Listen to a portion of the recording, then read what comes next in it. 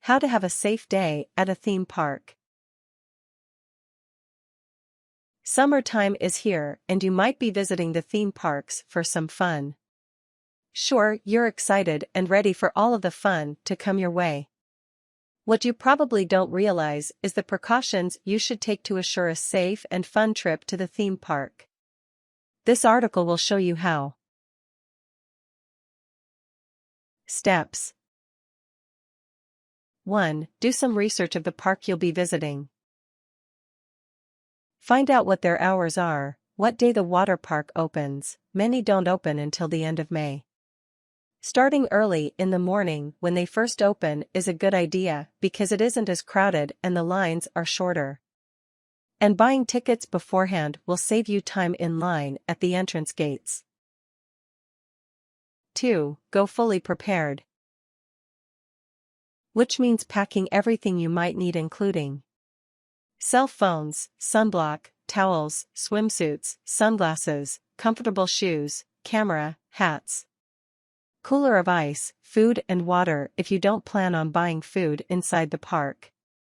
Check their website and find out what the park allows to be brought in. Some parks don't allow food or coolers. Most water parks and many other amusement parks also prohibit glass containers of any kind. A fully stocked first aid kit. You never know when you might need a band-aid or aspirin. Although there are first aid stations, they are few and far between. Even large parks only have 1 or 2 first aid stations, so getting a band-aid can mean hiking a mile. All prescription medications that people in your group may need. This includes medications like EpiPens, inhalers, etc. And if you're taking a large group of kids, get all of their contact information in case of an emergency. Also be informed of any pre-existing medical conditions of anyone in your group. Conditions like asthma, diabetes, hypoglycemia, and epilepsy can be scary if you don't know what's going on. 3. Be sure to dress appropriately.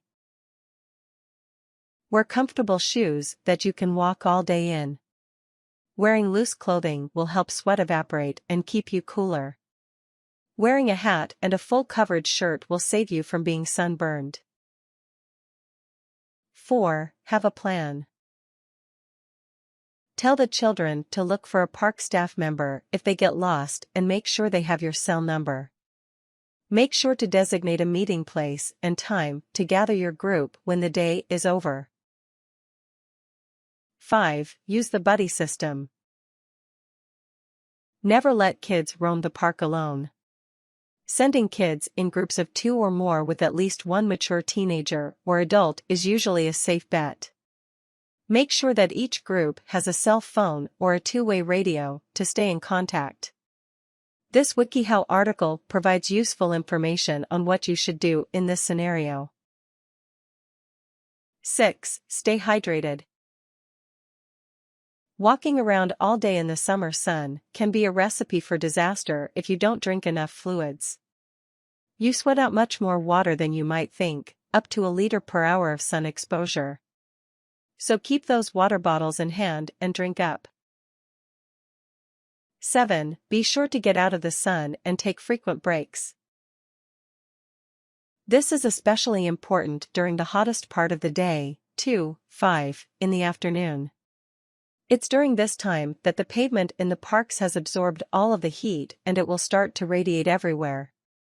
This means even the shady spots will have heat coming up from the ground, so get into an air-conditioned place to cool off.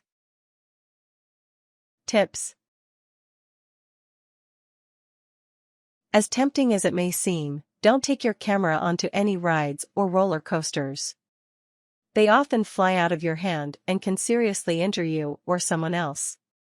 Look out for the signs of heat stroke, nausea, dizziness, vomiting, weakness, fatigue, headache, confusion, rapid pulse, fainting, and muscle cramps. If this is the case, it is an emergency that needs medical attention immediately. If you don't want to pay for food in the park, check their policy about leaving and coming back in. You could go back to your car and eat food you've packed in your car. Parking lot picnics aren't that bad. Chances are good you'll be able to do this at most Six Flags locations, but not all. Just to get an idea of how much you should be drinking on an average day, try this: take your weight in pounds and divide it in half. That's how many ounces of fluid make up your baseline fluid daily requirement. So a 120-pound person needs 60 ounces of fluid per day. That's 3.75 US pints, 2,000 milliliters, of water, or 7.5 cups. And remember, that's not taking into consideration the summer heat exposure, so you'll need much more water than that.